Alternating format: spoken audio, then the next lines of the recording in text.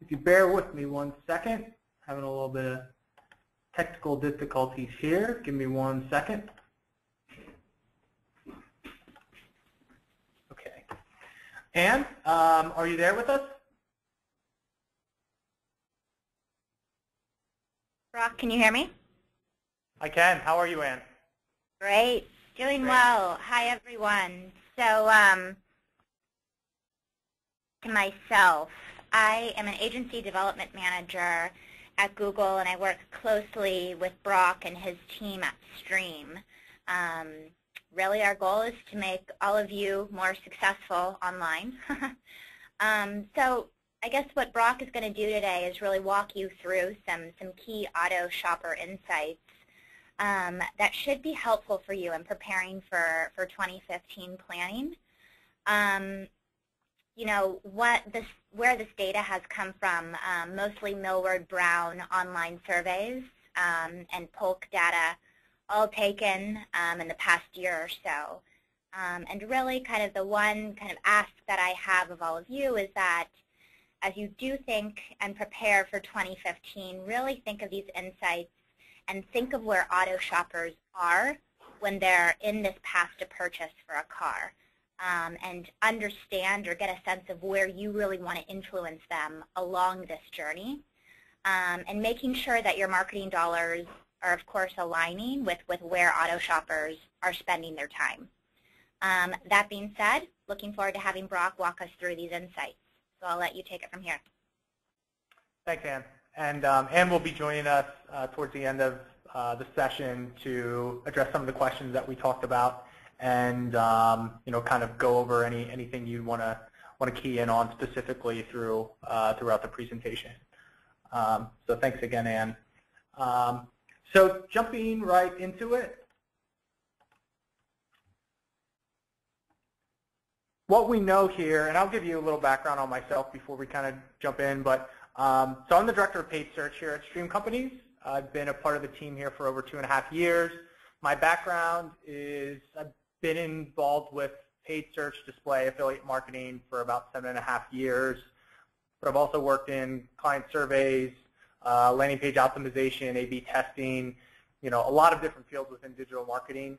So that's really my concentration. And with Stream, I've dealt with hundreds of paid search and display Tier 3 automotive dealerships, so I have a lot of insight personally into car buying experience. I also recently just bought a car this past fall, so I've done it personally as well.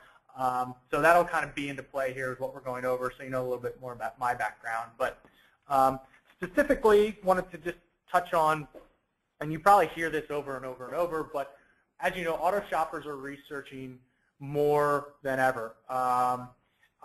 And usually within less than 3 months of the start of that search or that thought process of buying a car, usually a car is being purchased.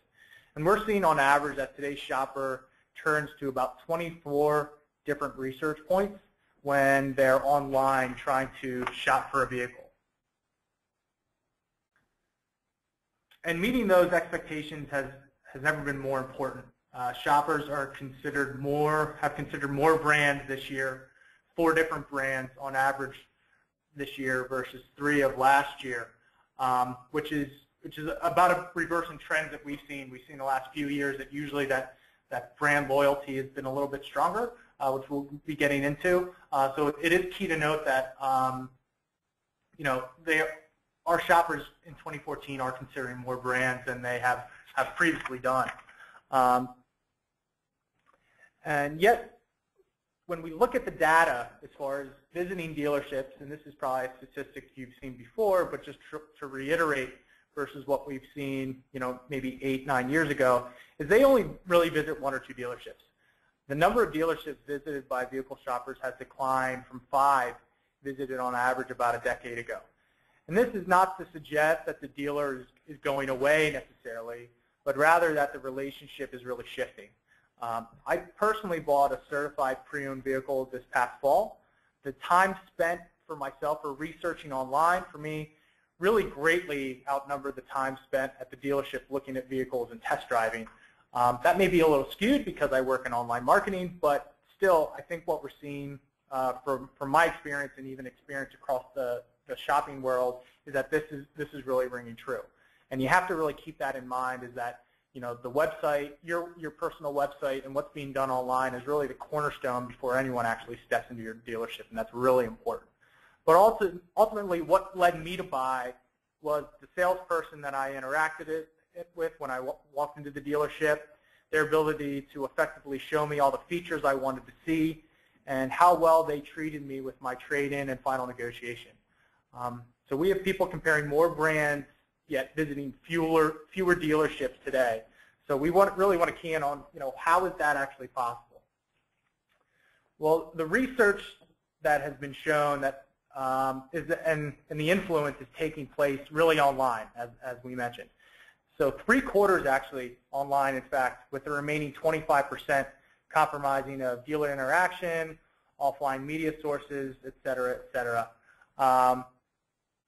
62% in 2011. That was at 72% in 2013. And millennials actually are at 82%. So 82% of their time is spent online when shopping. So that's a really important statistic to consider when we're looking at automotive buying experience. So for example, as dealership visits have declined, the dealer site used has climbed to become the most commonly used source again this year. So last year we saw this, and this year we're seeing it again, that your dealership is kind of most important when it comes to what is being used as a resource for automotive buying. As the share of research time with digital has grown, so has the number of digital sources people use. Auto shoppers today, as I mentioned, use 21 different digital touch points than they did last year. It's up from 19. So these larger trends have shifted what influence looks like for vehicle shoppers.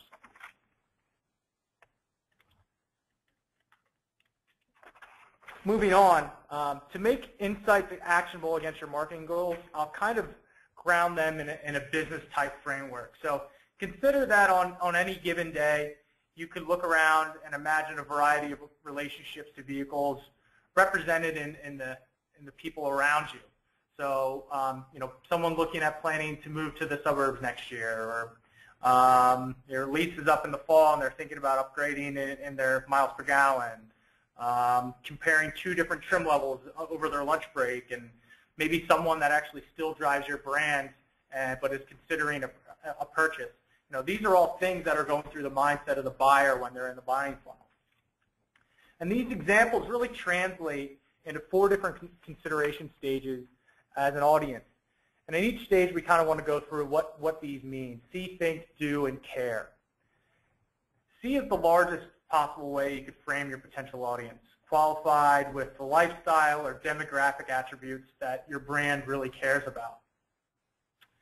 Think, the next stage, is essentially a subset of the C audience with even the slightest amount of intent, which we can infer from their behavior as an example. In an automotive context, these people are thinking they need a new car, truck, or SUV. They're beginning to research, and they convey that emerging intent as they, maybe they ask a friend about whether they like their Honda Odyssey, for example, or they're searching minivan comparison within Google when they see a town and country pass by while waiting for the coffee order. So that's where the think set comes in. Next stage would be do. And this is even a larger, smaller subset of think. So those are the ones that are currently looking to buy. They're researching in earnest and probably have a mental deadline for when they need a new car. Maybe their lease is up, or they want to get a new minivan before the start of the school year. If you're like me last month, you wanted to purchase an SUV before the snow hits up here in the Northeast, which was important to me. I wanted to get that finished before winter came across. But this person has really narrowed the field of brands down and is pretty sure of the brand they want to buy. Maybe they're comparing prices, inventory, dealerships. And whenever she has a moment waiting in line or between meetings, at home when the kids go to bed, do is really distinguished from think by a far more near-term purchase intent. Think and do are both consideration stages within a traditional in-market model from a marketing standpoint. Recognizing the 2 different consideration stages within in-market allows us to recognize that different behaviors and ensure we have strategies to address both the shopper, who is early in research and more open to new brands, versus the later stage shopper making decisions like trim level and dealer. Important to note, someone could bounce back from do to think if influenced by another brand, which itself presents an opportunity for us as marketers. And finally, there is the care. These are your current users or current drivers. They have a meaningful experience with your brand just about every day. So you can really use this framework to address just about all aspects of brand management. And content, experience, marketing, measurement, they're all in the same framework. And generally, we can use this to put our customers first, evaluate our marketing programs, and right align our view of success and metrics. But today I want to really focus on experiences, because without getting that right, we really have nothing to market or measure. So let's really kind of jump into the insights now that we've had kind of an introduction and what we're going to be talking about, and really lead into 4 recommended experiences to focus on for 2015 for your dealership.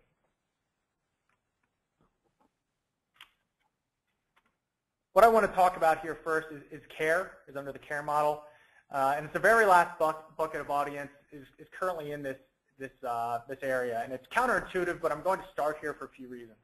One, this is the segment of audience that is normally left off the marketing plan or relegated to a separate lesser plan. Success here is effectively determines the size of the rest of your addressable market. So if you win in the care department, you're really done. No advertising is needed here, but we still want to address this for a variety of reasons. To size care, we really look at Polk, who tracks vehicle purchases per household, and as a result, earn authority on automotive loyalty.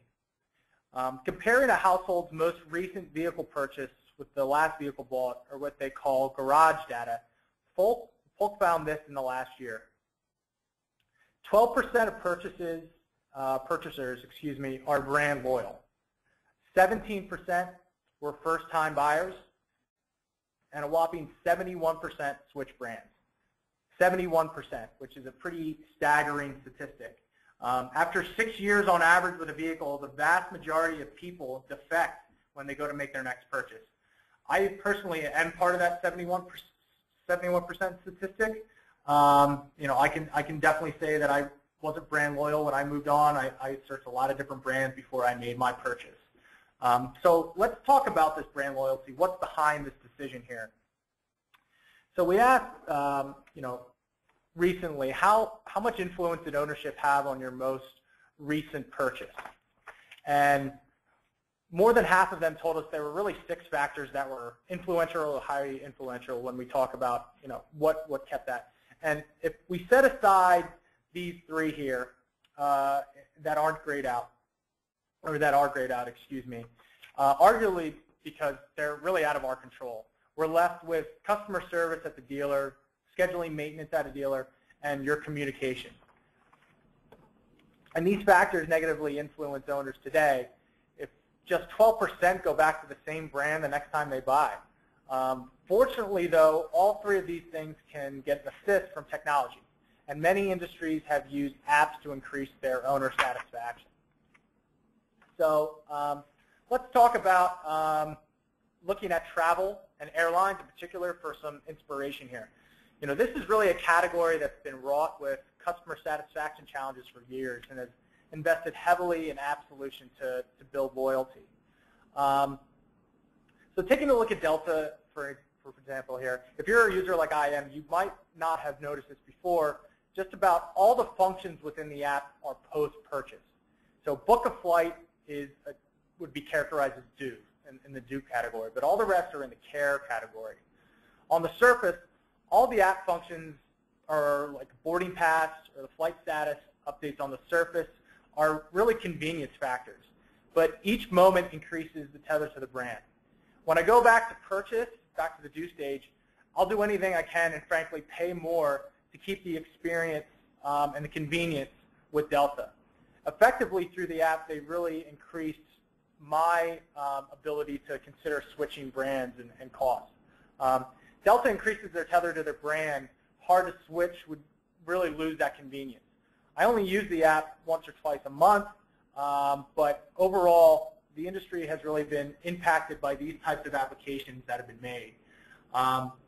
And as you can see, it's a very convenient way to take care of an audience that's already very much engaged with you, or you know, in this case, someone that has made a purchase and really is brand loyal at this point.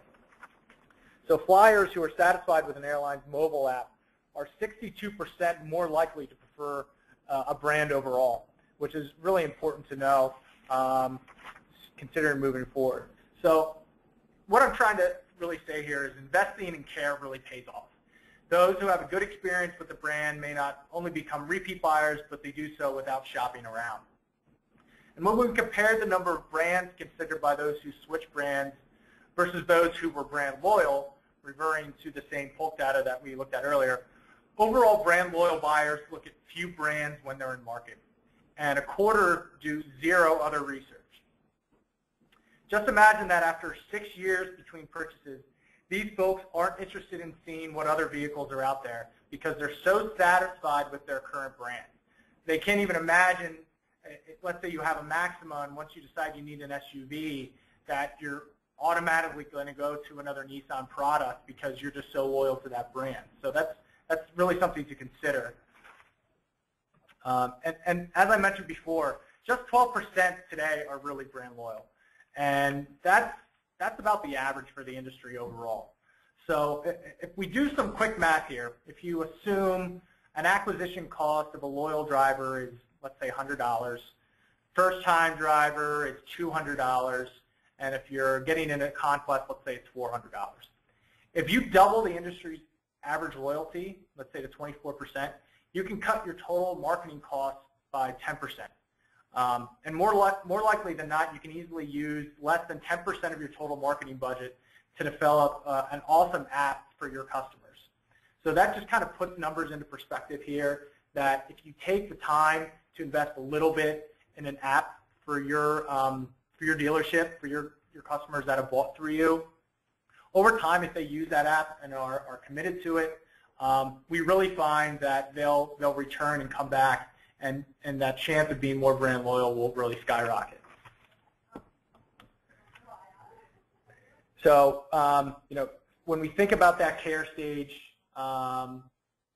knowing that happy owners don't just shop around, and knowing that easy communication in post-purchase world is really effective and thriving in the care environment.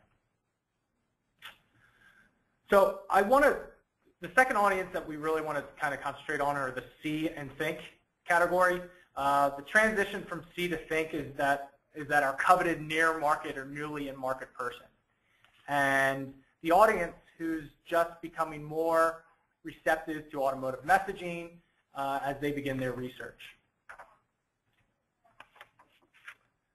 So if we think back to 2010, this is not even 5 years ago, 3% of vehicle shoppers said they used online video as a research tool.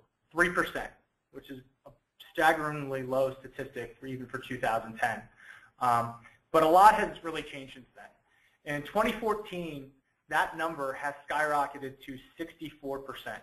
So usage in video has grown 20 times within a majority of shoppers using video to help them make a purchase decision today, which I think is a really staggering statistic. 20 times in 4 years that video is being utilized in the purchase funnel. And out of those people, 54% watch 30 minutes or more when they're utilizing video in their car buying experience. To jump into this a little bit more importantly, if you were at a regional level, video really drives action, and it's not just about awareness. 68% of shoppers said they took action after watching video online, which is really an important slide to look at here. 68% took action after watching a video online. 61% of them searched online for more information. 49% visited a dealer. And 37% searched dealer inventory. This is after watching a video online. So these are all, to me, really important statistics that I was actually staggered by when I saw this, because I wasn't really aware of just how much traction video was getting and how influential it was in the buying process. So if we look back just to like 2003 and years past, we recommended that YouTube be one of the places where you house this kind of video that you have internally. Hopefully you have some internal video from a digital perspective that you're utilizing. But shoppers are really telling us now that they look to YouTube for automotive video more than any other website. So in 2013, that was at 40%. In 1 year, that has jumped to 48%. So YouTube is being utilized even more so than any other medium to effectively look at video while considering purchasing a car. So what are, at the end of the day here, kind of what are we saying? In the C stage, video is the most effective source to make your brand discovered and considered. The statistics alone have shown that video is such an important category moving into 2015 and for 2014 that it really is, I think, underutilized and needs to be utilized that much more. And moving into the think category, 73% of video researchers used online video to narrow down their consideration set. In the do stage, online video also prompts lower funnel actions, such as contacting dealers and checking inventory. In the care stage, if we could supply more content around product details to meet the needs of our brand loyal customers, I think that's also a really important segment to think about as well. So wanted to switch from C to think and talk a little bit about how most shoppers switch brands during research and give you a little bit more insight into the search technology that Google uses to really look at how people search for different vehicles online and what that thought process may look like. So let's imagine that you could join a vehicle shopper from the first research question they ask all the way to the moment they drive off the lot. That's what Google does with their clickstream data.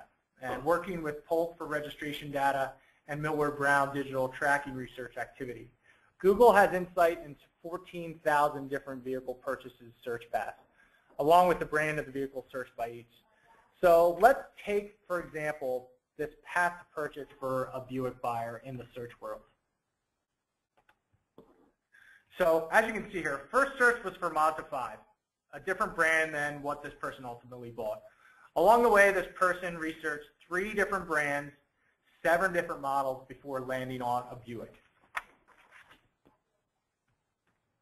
As you can see here, the brands kind of go across between Chevy, Mazda, Buick. So, introducing the luxury versus domestic versus, overseas brand. There's a really quite a mix here. Now we move into, let's say, someone that is purchasing a Ford Edge. And this is a little bit different of a category here because this person really starts off with brand loyalty first. And this is what I would really consider a heavy brand searcher. There's 9 brands here and over a dozen models. What was really interesting to me was that the person first searched for Ford, not Ford plus a model, a Ford Escape or Ford Explorer, just Ford. This type of model really indicates a high degree of loyalty. It suggests that this person is in market for a vehicle and thinks he wants a Ford or some kind of vehicle of some kind, but not really sure which one, but knows that they probably want a Ford. In this way, we can see this data in a different light. And we know that search is a reflection of intent. And we can use search to understand overall automotive research behavior, especially to get a sense of a shopper's mindset towards brands. So those are 2 examples that we wanted to kind of go over here. I know there's, like we said, there's something like 14,000 search paths to learn from. But across all those purchasers, here's kind of the key takeaways. First and foremost, just 14% first search for the same brand that they ultimately purchased. So that's an important statistic to know, 14%. The first in-market search gives us a window into the shopper's mindset as they enter the think stage. For 14%, the majority of influence actually took place during the see or care stage, because think and later do or only serve to confirm their initial inclination that we saw on the slide before here with the Ford example. But for the rest, they either discovered at 23% or switched brands at 63%, the brand that they ultimately bought. So let's think about, knowing that 14% with the brand that they initially searched for and bought. 23 started with no brand, 63 went to a competitor. And how do we use this? So using the smart digital targeting options to influence researchers, looking at some information here, how can we use this to our advantage from a marketing perspective? These are the things that we're thinking about here, at Stream to make sure, and at Google to make sure that we're getting in the marketing mix in a right and effective manner. So these are some examples here. Influencing users who have received a quote from a different dealership. Show promotions to users who are actively researching to buy a car, on TrueCar quotes or KBB or whatever it is. And then targeting people who are searching for a competitor brand or dealership, conquesting, so to speak, is, I think, more important than ever seen this year is what we're seeing. So diving in a little bit more into the think stage, knowing what we know now, most shoppers switch brands during their research. And this is an important statistic to know. We've seen that in the slides before, and it's good for your dealership to know that the opportunity is out there. People are not becoming as brand loyal as they used to be. And I think an important step at this stage is creating content for brand comparison. I know in our SEO strategies here that some of the things that we do is we rely heavily on comparison pages for research. Showing your dealership as an authority when they're doing brand comparisons on models you have in your inventory versus another competitor model is important here. So really, these are the 4 key recommendations that we have as you plan for next year. And kind of what we want to talk about from a user manual, key points, number of assistance standpoint. I think, more simply put, these are 4 experiences that you should really focus on.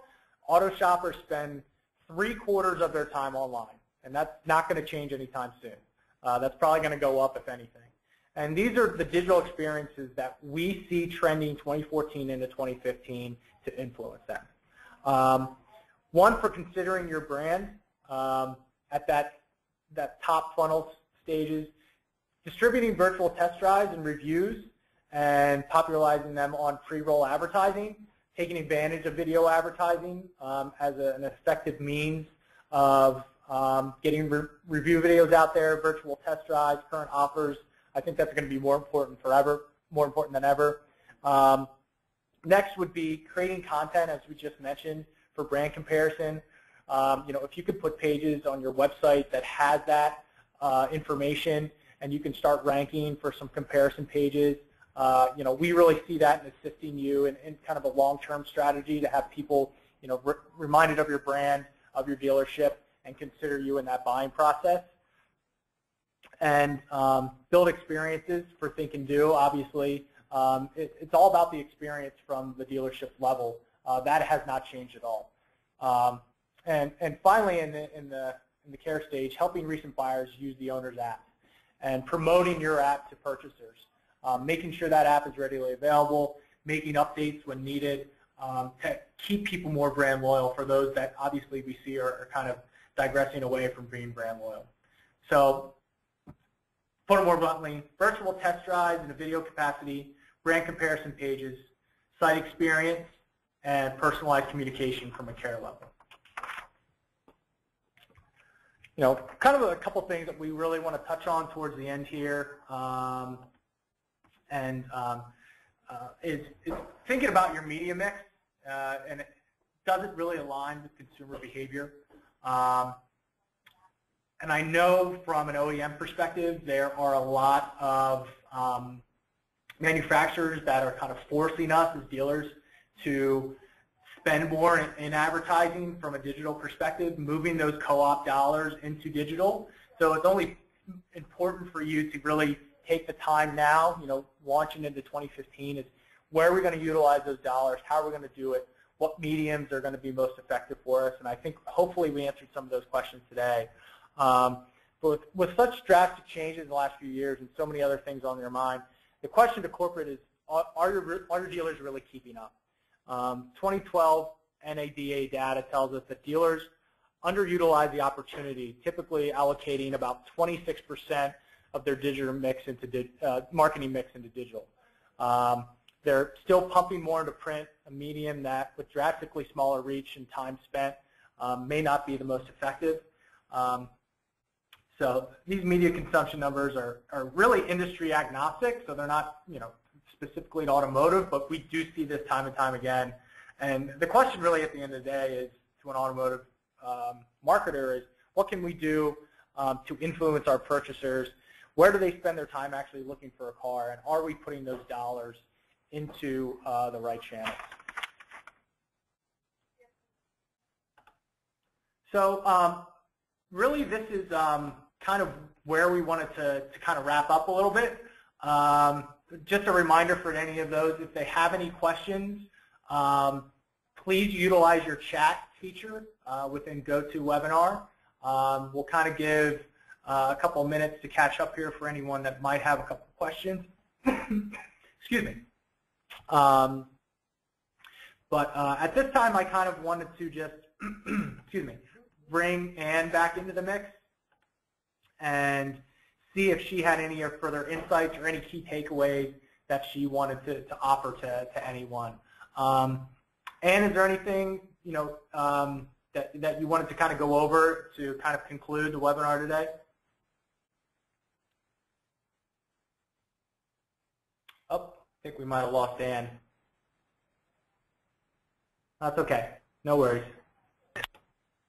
Oh, hello, Ann? Hi, sorry about that. Hey, no worries. I think you did a really nice job of presenting some of these insights. I'd say kind of just one thing to keep in mind. I mean, there's a lot of information here. There's a lot of data. And I know, it's easy to get bogged down by that, but there's definitely, some really key insights that you can pull out of here. And that's why I really encourage you all to kind of, as you probably do already, but really root yourself in the shoes of this purchaser. Really try to understand, where this kind of how this shift in media is really influencing today's consumer. And trying to think about, digital is it's very different from any form of traditional media. So really, how do you leverage the unique characteristics of a digital platform, and that the amount of interactivity that's available and the amount of engagement that's available with a digital platform, and leverage that to really speak to your consumers and reach out to them throughout various touch points. I'd say the key thing, again, to reiterate, is just, understand where they are throughout this purchase process, and, what are the key drivers that are influencing them, and think creatively as far as how you can actually touch them along that pathway. Great. Yeah, I completely agree, Ann, and thank you for helping to wrap up and giving some insights. So to kind of wrap up, just wanted to thank everyone again for joining today. I think it's been a really great time for us to be able to sync up with everyone. It's the end of the year, thinking about moving ahead. I did want you to know that we do have a couple questions coming in regarding the webinar and what's being done today. Yes, we will have a copy of this. We are recording this today, and we're going to have a follow-up information sent to you regarding the webinar, and we'll have a live recording of that available on our website. And last piece, just want to kind of quickly touch on here is within Stream, if you're having questions on digital, as you know, we work pretty heavily with Google, and if there's some things in the webinar that you want to maybe talk about, and let's say you leave here today and you watch the webinar again, you have follow-up questions, feel free to reach out to Sarah with an email down below. She works on our digital marketing team here. We also have an offer for you to register for a 20-minute inbound marketing evaluation, where some of the takeaways can help with your website or your digital marketing to drive better results. So if you have some questions on the webinar today, or maybe you need some help internally, feel free to definitely reach out to us. And here's the link as well as far as where to do that evaluation. But as I mentioned, we will follow up with you on a copy of this webinar, where to find the recording of it, probably within the next couple of weeks. So that's really all I had to go over today. I want to thank each and every one of you for joining us and for being part of our webinar, our last one of 2014. And we wish everyone here best of luck into the new year. And thanks again for attending.